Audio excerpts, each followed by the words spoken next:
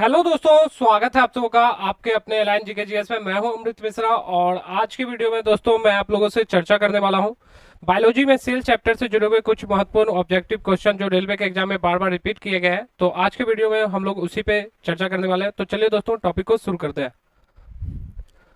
दोस्तों आज का पहला क्वेश्चन है हमारा,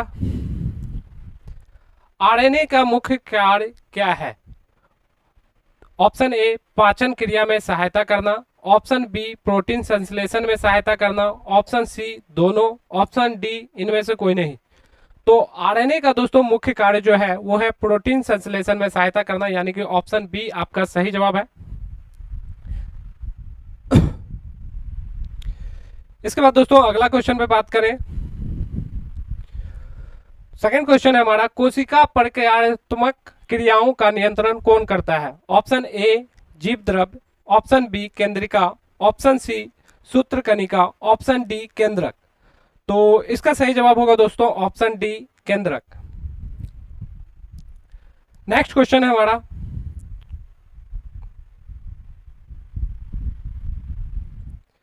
जीन परिवर्तन किस में होता है? ऑप्शन ए डीएनए में, ऑप्शन बी आरएनए में, ऑप्शन सी क्रोमोजोम में, ऑप्शन डी राइबोसोम में। तो इसका सही जवाब होगा दोस्तों ऑप्शन ए डीएनए में, यानी कि जीन परिवर्तन जो होता है वो डीएनए में होता है।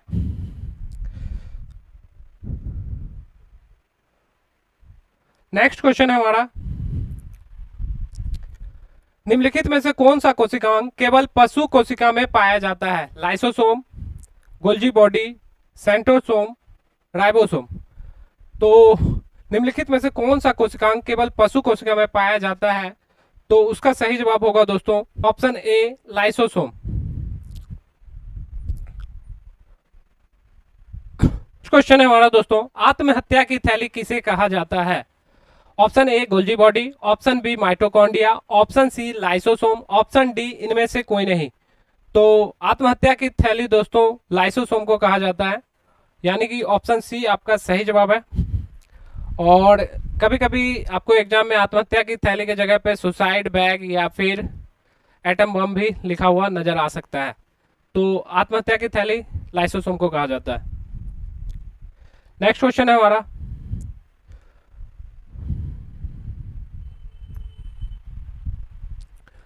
वनस्पति कोशिका तथा प्राणी कोशिका का अंतर किसकी उपस्थिति से स्पष्ट होता है? ऑप्शन ए कोशिका भित्ति, option B mitochondria, option C केंद्रिका, ऑप्शन डी प्लाज्मा भित्ति।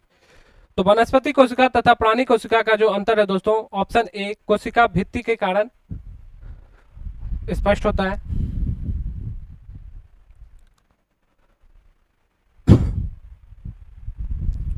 सातवां क्वेश्चन हमारा, किस कोशिकांग को कोशिका का मास्टर कहा जाता है? तो ऑप्शन ए है endoplasmic reticulum, option B mitochondria, option C nucleolus, option D नाभिक। तो इसका सही जवाब होगा दोस्तों ऑप्शन डी नाभिक।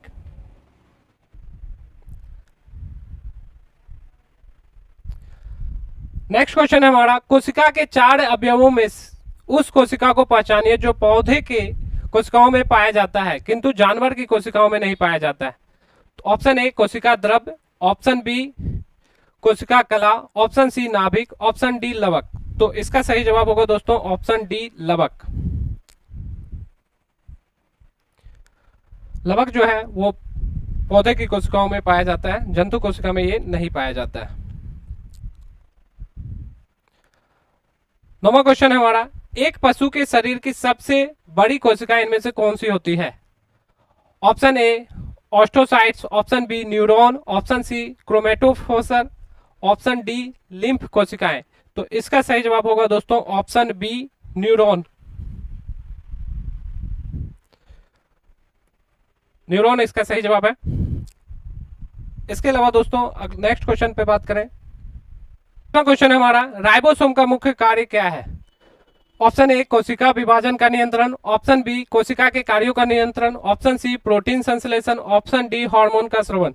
ये क्वेश्चन पहला क्वेश्चन की तरह ही सेम ही है, तो इसका जवाब है दोस्तों ऑप्शन सी प्रोटीन संश्लेषण। राइबोसोम का जो कार्य है प्रोटीन संश्लेषण में होता है। इसके अलावा दोस्तों नेक्स्ट क्वेश्चन पे बात करें। 11वां क्वेश्चन है हमारा,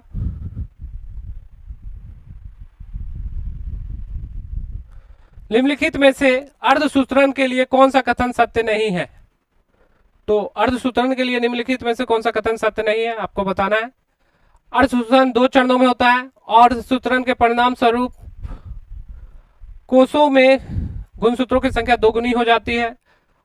अर्धसूत्रों के दौरान जनन कोशिका के परमाणु कोषों में मिश्रित हो जाते हैं। जनन ग्रंथि में अर्धसूत्रण युग्मक के उत्पादन के लिए होता है।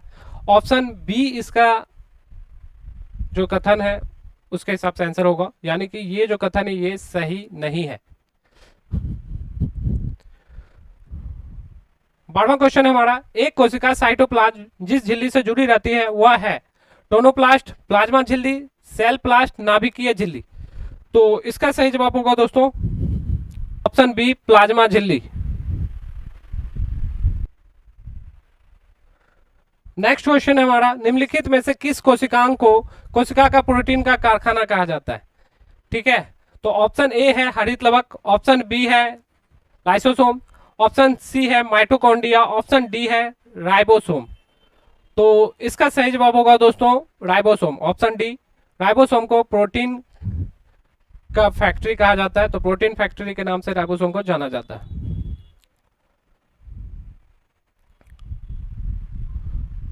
नेक्स्ट क्वेश्चन है हमारा, निम्नलिखित में से हरगोविंद खुराना को किस आविष्कार के लिए सम्मानित किया गया था।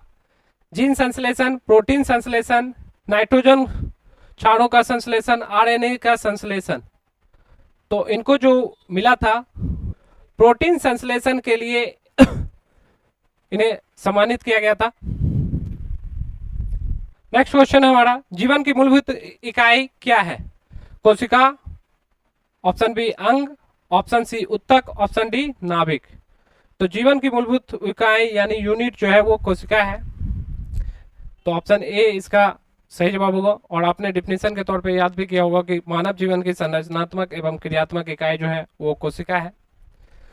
नेक्स्ट क्वेश्चन है हमारा, सजीवों की क्या पहचान है। ऑप्शन ए श्वसन, ऑप्शन बी प्रजनन, ऑप्शन सी रक्त संचरण, ऑप्शन डी ये सभी। तो सजीवों की जो दोस्तों पहचान है वो है ये सभी। वे श्वसन कर सकते हैं, प्रजनन कर सकते हैं और रक्त संचरण उनमें होता है।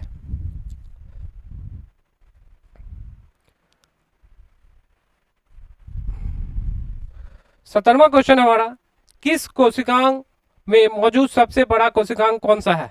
किसी कोशिका में मौजूद सबसे बड़ा कोशिकांग कौन सा है।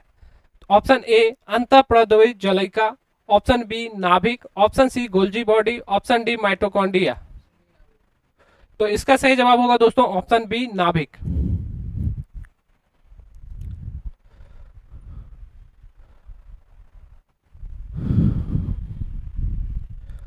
शरीर में लगी चोट की मरम्मत के लिए किस प्रकार का सेल विभाजन का प्रयोग किया जाता है। ऑप्शन ए समसूत्री, ऑप्शन बी अर्धसूत्री, ऑप्शन सी माइटोसिस और मियोसिस दोनों, ऑप्शन डी ना समसूत्रण और ना ही अर्धसूत्री विभाजन। तो इसका जवाब होगा ऑप्शन ए केवल समसूत्री विभाजन। 19वां क्वेश्चन है हमारा, किसके द्वारा आनुवांशिकता के विज्ञान को आनुवांशिकी जेनेटिक्स कहा गया। तो option A Gregor Mendel, option B C Correns, option C H J Muller, option D W Bateson. तो ऑप्शन डी इसका सही जवाब होगा दोस्तों डब्ल्यू बैटसन। 20वां क्वेश्चन है हमारा, निम्नलिखित में से किसने यह मूल अवधारणा प्रस्तुत की थी कि सभी जीव कोशिकाओं से बने हुए हैं। तो इसका सही जवाब होगा दोस्तों हमारा यहाँ पे कुछ जो ऑप्शन है, पहला ऑप्शन है लुई पास्चर, ऑप्शन बी है एमजे स्लाइडेन, ऑप्शन सी है रॉबर्ट हुक, ऑप्शन डी है टी स्वान। तो यहाँ पर इससे जुड़े हुए और भी कुछ ऑप्शन दिए गए हैं, जैसे ऑप्शन ए केवल 2, ऑप्शन बी 1 एवं 2, ऑप्शन सी 2 एवं 3, ऑप्शन डी 2 एवं 4। तो इसका जो सही जवाब होगा दोस्तों वो होगा एमजे स्लाइडन और टी स्वान, यानी कि आपका जो ऑप्शन है ऑप्शन डी सही होगा।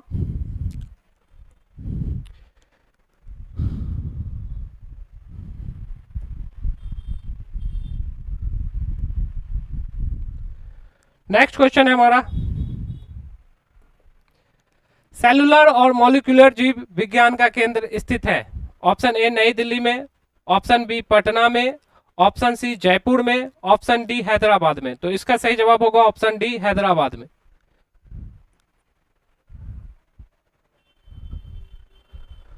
22वां क्वेश्चन है, प्रोटीन के निर्माण में आधारभूत इकाई होते हैं। तो प्रोटीन के निर्माण में आधारभूत इकाई होते हैं, ऑप्शन ए एमिनो अम्ल, option B DNA, option C RNA, option D nitrogen base, option E उपयुक्त सभी। तो प्रोटीन के निर्माण में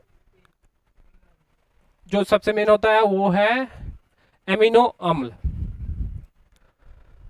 23वां क्वेश्चन हमारा, निम्नलिखित में से कौन सा एक कोशिका में अधिक मात्रा में होने वाले अणु है। तो इसका सही जवाब होगा दोस्तों, 4 ऑप्शन है आपके पास। ऑप्शन ए जल, option B carbohydrate, option C शैवाल, ऑप्शन डी प्रोटीन। तो इसका सही जवाब होगा ऑप्शन ए जल। 24वां क्वेश्चन हमारा, पौधों में पाए जाने वाला नीला बैगनी लाल फ्लेनाइट वर्णक किसकी उपस्थिति के कारण होता है, किसकी उपस्थिति के कारण होता है। तो option A carotene, option B anthocyanin, option C xanthophylls, option D chlorophyll. तो ये किसके कारण होता है दोस्तों, ऑप्शन बी एंथोसाइनिन।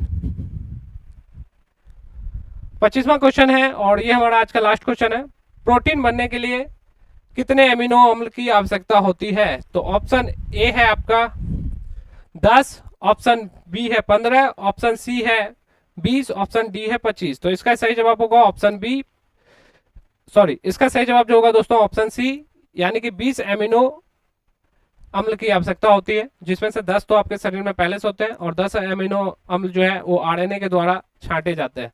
तो इस वीडियो में बस इतना ही, मिलते हैं अपने नेक्स्ट वीडियो में, तब तक के लिए अलविदा। Thank you very much for watching this video.